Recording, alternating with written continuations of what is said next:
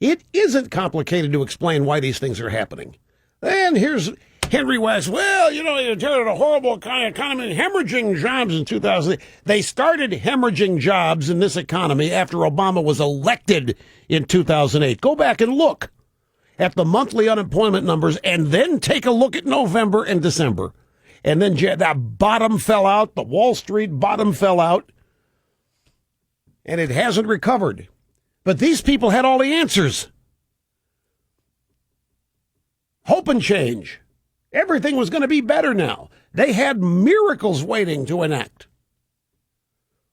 Everything they have done has brought great damage to this economy under the guise of fixing it. Smokers and pro football players have something in common. What do you think it is? This is an AP story from yesterday.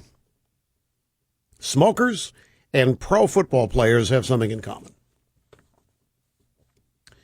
They engage in risky behavior that can be potentially harmful to their health over time. And to hear some lawyers tell it, the National Football League is the equivalent of big tobacco. As you know, I predicted this, but I am way off in the number of years I thought this was going to take. I thought we'd be looking at 10, 15 years down the road before people started getting serious about trying to poison people's minds about football and being serious about banning it. But I'm telling you, we are on the road. When the NFL is equal to big tobacco, when the NFL is Joe Camel, I hope the people in the NFL have an understanding of what faces them. I hope they know what's ahead of them. Just like some people could not wrap their arms around what Obamacare really means for the future of this country. I can see the NFL sitting there. It is the most popular sport. Its off-season is more popular than a lot of sports when they're playing in their regular seasons. But this off-season has been really odd. You had the bounty situation with the Saints and year-long suspensions for coaches and players, lifetime suspension for one coach. Most of the stuff happening in the league appears to be happening in negotiation rooms or courtrooms. The game is portrayed as something deadly, that players are risking their lives every time they put on the uniform and take the field.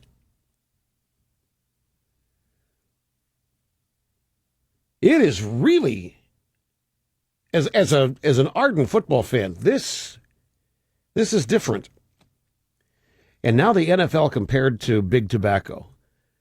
And I know a lot of people don't look at things as ideologically as I do, which is a problem for them.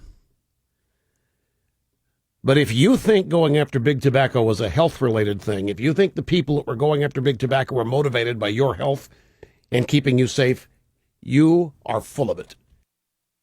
It had nothing to do with your health. These people couldn't care less about your health. They couldn't care less whether you get cancer. This was all about what it always is about. Another avenue, another springboard for more liberal control, big government, and a small group of people being able to dictate behavior for everybody else. And it was a money opportunity. It was an opportunity for a bunch of lawyers and others to score huge amounts of money off of big tobacco. It was a shakedown. And all during the proof of it, throughout the whole process, nobody once suggested banning the product.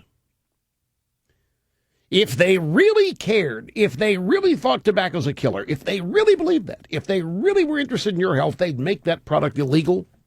They would ban it under their concerns for your health. But there's no way anybody involved is ever going to ban that product because there's too much money to be made off of it. Probably the same thing with the NFL. But there are going to be people, I can picture them. I know who they look. I know what they look like. I know where they live. I know what kind of people they're going to start running around suggesting it be banned. It'll be done on the basis of safety for the players. And it's going to be, there'll be a racial component that'll be introduced into it at some point. Well, you can't miss this one. What, 75% of the players are African American? This is made to order. Wait till somebody tells Al Sharpton the opportunity he's missing here. He got slavery in America disguised as the NFL. What do you mean, Rush, slavery? Well, look at who's getting injured. Look who's risking their lives. Yeah, but they're being paid a lot of money for it. Doesn't matter. The vast majority of people playing this game are nothing more than gladiators on Sunday afternoon to keep the rich entertained. It's going to happen like that. You know it, and I know it. A $206 billion tobacco settlement supposed to be shared among the states, supposed to go to education programs, all of that money. Where's all that tobacco lawsuit money gone? You can still buy cigarettes. I'll tell you, convoluted it's gotten. You can still buy them. You can't smoke them. Not legally anywhere, but they haven't banned the product. But they are funding children's health care programs with the sale of tobacco products. At some point, if you can't smoke the product, but you can buy it, it's convoluted. And now the National Football League is the equivalent of big tobacco. Brief time out, my friends. We'll come back and continue after this. Don't go away.